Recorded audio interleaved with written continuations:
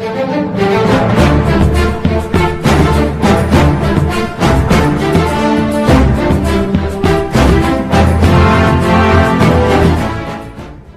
arkadaşlar, şimdi Rome Total War Rome 2'nin yapımcılarıyla birlikteyiz. Odamız küçük olduğundan ben ekrana sığmıyorum. Buradan sorularımı yönelteceğim. Yanımızda oyunun savaş tasarımlarını yapan Jamie Ferguson ve sol tarafta da senaryo tasarımını yapan Dominic Starr var. Hi guys. Hi there, how are you doing? Thank you.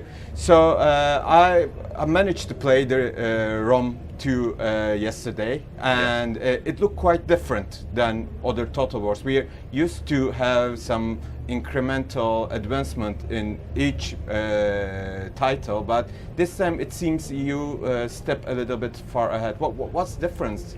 There's a lot of things that are different. We've actually overhauled almost the entire game. The campaign map is completely different to what it looked like previously. Our graphics engine has been completely overhauled. The combat engine, in terms of the actual combat results and how those are worked out, has been completely reworked. There's just so many things. The list could go on and on and on. And we really felt that for Rome 2, to really do it justice, to make it the epic game that it deserves to be, we really needed to take things to another level, really take a step forwards, keep pushing forwards. Yeah, exactly. So on other things, for example, the way that the actual kind of campaign map in terms of the diplomacy, all of those things have been reworked so that, for example, players have much more of an understanding of what's actually happening when they're in a diplomatic deal with an artificial intelligence enemy or ally. And on the battlefield, we've tried to create a situation where, for example, you can zoom in and out right to the point where you can have an overview of the entire battlefield, and then zoom right down to the very, individual soldier on the battlefield, hear exactly what his thoughts are about what's happening at that moment in time, hear him kind of straining and, heaving as he's kind of involved in a push with a shield wall, or, kind of screaming as he gets stabbed to death by his enemies. We really wanted to make a big step forwards with the way the campaign map is represented. So as you saw in the demo, like instead of a settlement being a single piece in the middle of a region, it's now something that grows and evolves over time as you develop new buildings. This thing, it'll just grow, spread across the land. You'll see much more organic. Yeah, you see this spread of small towns and stuff. And as you go across the map, you'll see the world change gradually. From where you start. Also, when you get to another part of the world, it may look totally different than it would do in a second playthrough, because you might have, in one instance, say, an eastern faction owns a city and builds this wonderful, great stone city. Then they lose it to some tribes from the north, and then they'll completely change it into their image. And so from one playthrough, to the next, you can really see it evolve in a different way, and there's so much life on the map, so many things. Also, the campaign map looks much larger, and it's giant. Yeah, it's the biggest campaign map we've done. It's yes. 4 times or so the size of the Shogun 2 map. Okay, so and also it's divided into provinces, and that's now right. the overall mechanic has changed, I think, with the provinces. Well, the provinces, I mean, there's 172 regions, so that's a lot to control. So what we did is, looking at, say, the provinces that the Romans had, we sort of looked at that as a major sort of land division, and then split that into smaller regions. So you can still capture these regions and hold them and manage them, but if you own all those regions, you're still managing them from the same interface. You see it all at once. If you own all of them, you have all their public order factors, all their financial factors, all unite into a single thing. So you're actually managing, I think it's 52 provinces. If you controlled the entire map, you'd have no more than 52 provinces, even though there are, as we said, 172 regions. So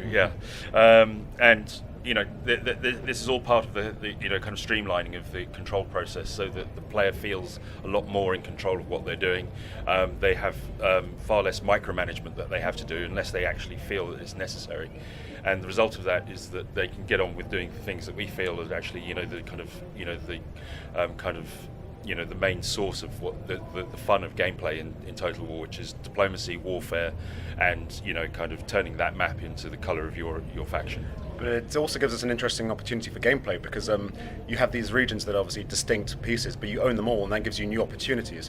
The smaller settlements outside the capitals, they have the raw produce. They're making it's the farms, it's the the resources, and then the buildings you build in the capital, the main city, are the things that can then modify the wealth and the output generated by those. So if you own it all, you're going to have a much stronger base upon which to build new units, build new buildings, whereas just having one of them, you're not then benefiting from the synergy between them all.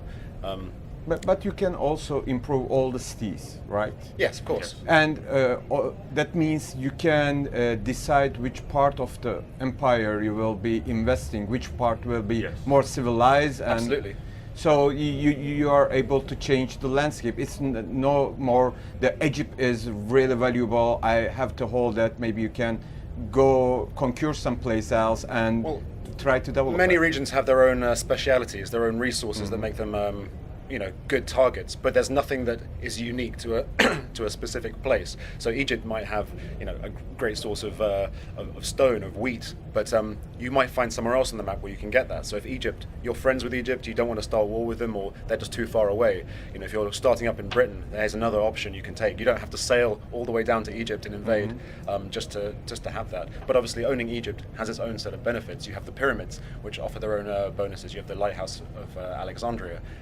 These wonders are scattered around the world, and they do provide quite a different bonus and an incentive to capture these places over others. Yeah. Talking about sailing now, you're mixing the naval and land warfare. Yes. How does it work?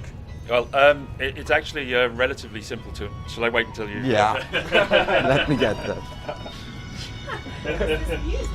That's the most in my whimsical. Okay. Okay. Sorry After that for musical that. interlude, basically with the naval combat and land combat, what we've done is try to keep the interface as similar as possible between the two, so that anybody who's fought any of the land battles in previous Total War games will have a pretty good understanding immediately of how to control their ships. It's just drag select. You then give an order to move, and the ships move in that direction. What we've also done is made sure that, for example, things like unloading your troops onto the land is very simple. Again, it's just literally select the ship, give an order to move. The ship will move to that position because it's on the land. It knows that it has to unload those troops. The kind of way that the game is controlled, we've got the tactical view that allows the player to see everything that's going on the battlefield. We have an artificial intelligence, kind of assistant commander that you can actually call upon. So if you find that you've actually got too many units under your control and you're not sure what you want to do with them, you can give control of some of those units to the AI, tell it to go and attack somewhere or defend somewhere, and it'll do that job for you. You can then just get on with what you're doing, and then as soon as you want control of anything, you just take control of it, you just select it, and give an order to do something else, and that immediately brings those units back into your control.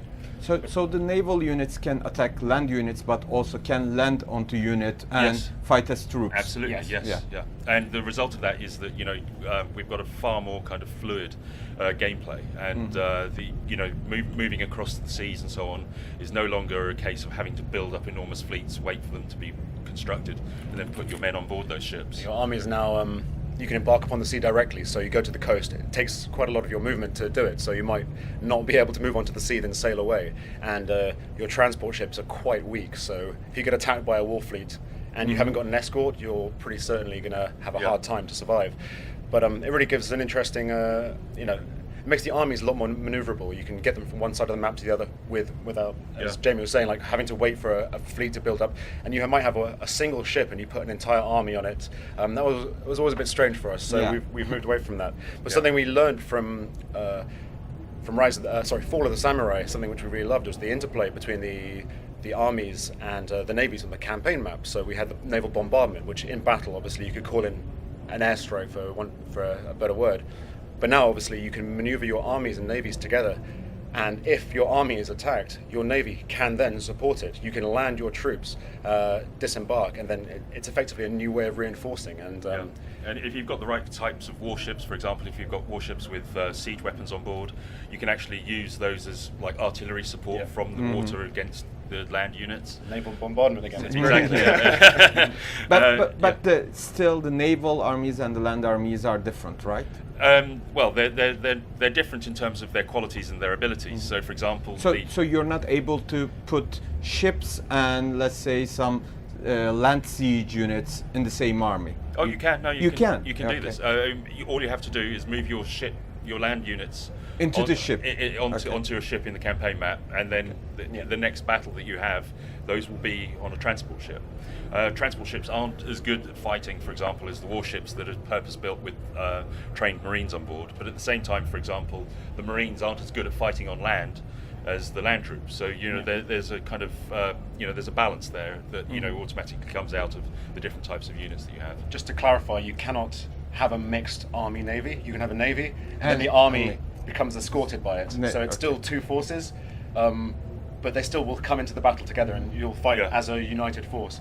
But you can't put a ship on the land with an army and stuff. It's Oh, still no, two no, yeah. distinct, very distinct forces. Yeah. Can we make So- this last question? Yes, as last question, let's talk about diplomacy. Okay. In the demo, I saw that now we see clearly as points why people are liking me or hating Exactly. me. Yes. I don't like this guy. You fought this guy. Yes. It's a lot more specific. Yes, and it's a blessing, in my opinion. And what else is there in the diplomacy? What changed there, I think this- other than this? Well, there's aside from all, I mean, obviously we're a lot more transparent with what we display in terms of the factors that make people like or dislike you.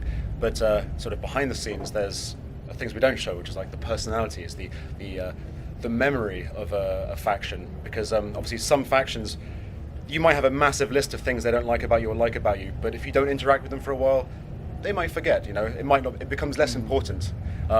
And so they may change their mind about you. Other factions, they never forget. Sometimes this is random. Sometimes we bake this into a faction as part of its personality. But so some factions, you may have attacked them 100 years ago, and they're never going to let that go. They hate you forever. Yeah. But there's also sort of unpredictability, some random element in there. So some of them are a bit as reliable guys who always stick to their guns. Like, I'm your friend, I'm your buddy, it's good. And someone else is like, There are also new options as well, like creating client states. So, for example, you can actually you don't have to destroy a faction. You can actually make them somebody that is pays you taxes, and then you agree to defend them in exchange for that money. There are other types as well. Something which is really exciting in the diplomacy is that you can sort of issue war coordination. So you have an ally and you need some help in a battle. You can, or in an impending invasion, you can place markers on the campaign map, and then if they want to, they may move forces in to support you, and you can work together. Now, again, this depends on how much they like you, and if that attack actually works with their own intentions. If they want to invade that place for themselves, or if they want to go somewhere else and they have another war to fight, they may not do it. But I think it's really exciting to see the player coordinate the AI to help. Your allies are a lot more useful now. You can really work with them, and hopefully when things go sour and the AI decides to attack you, it's not going to feel random. It's going to really feel like you can. It makes sense. You know what the reasons are. There's a human face to everything Yeah. that's going on. You see it coming, Well, kinda. Well, if you don't see it coming, when you think about it, you're like, yeah. I shouldn't have used those agents against them. Yeah. It'll become very very clear to you as a result of your actions. Okay, thank you very Okay, much. thank you. Thank you very much. Cheers.